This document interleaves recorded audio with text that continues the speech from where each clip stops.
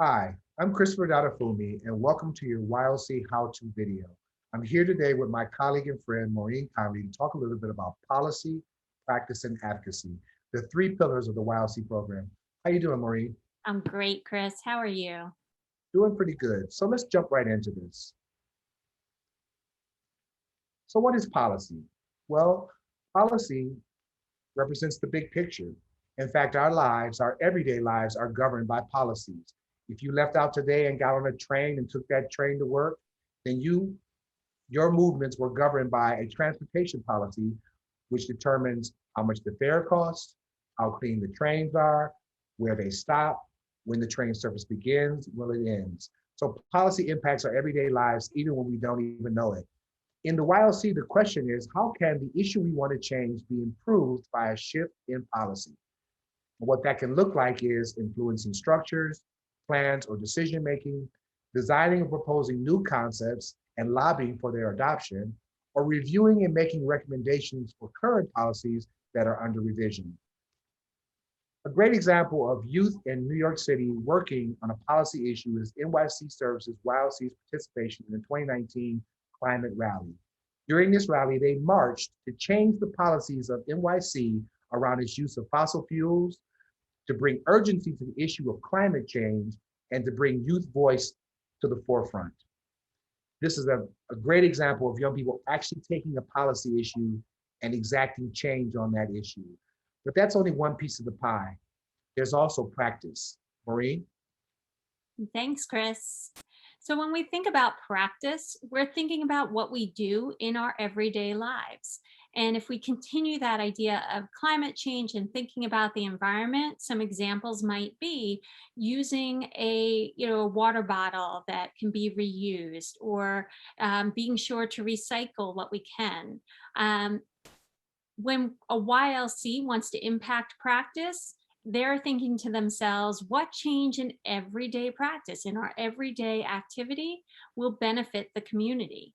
In a YLC, this looks like reviewing operations within the host site and also reflecting on what happens every day within the greater community. And all of this leads to improving relationships in the community through new strategies, new ideas, new methods, new activities.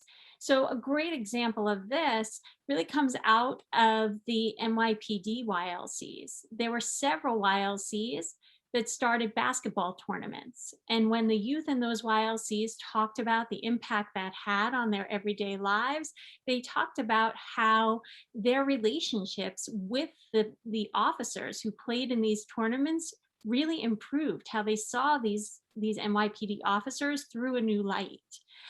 They also talked about how they developed relationships with peers, with people in the neighborhood that they might not typically have hung out with, but because of these games, they were connected in that way. Finally, a few of the NYPD YLCs decided that they wanted to put together tournaments for younger people in the community and to use those tournaments as places where they could talk about positive decision making. And I think that messaging really relates well to advocacy. So Chris, I'm going to toss it back to you for advocacy. The last big piece of our pie is advocacy, which is essentially bringing voice to a cause. And the question we ask in our YLCs is, how do we need to advocate to create action? What this looks like and can look like is developing a campaign to engage others in knowing about, thinking about, or doing something about a critical community issue. A couple of great examples of this we can find in our NYCHA YLCs and our NYPD YLCs. On the left, you have a poster done by a group of young people in the NYPD YLC about domestic violence. Several YLCs worked on the domestic violence issue and did their work to create energy and urgency and to give voice to the cause of domestic violence. On your right, we have a group of young people talking with adults from the Clean, Safe Communities program in NYCHA, working hard with their adult partners to create environments within the NYCHA housing developments that are safe, clean, and where young people can thrive and can grow. And there you have it, policy, practice, and advocacy, the three pillars of the YLC program. Thanks for tuning in and see you next time.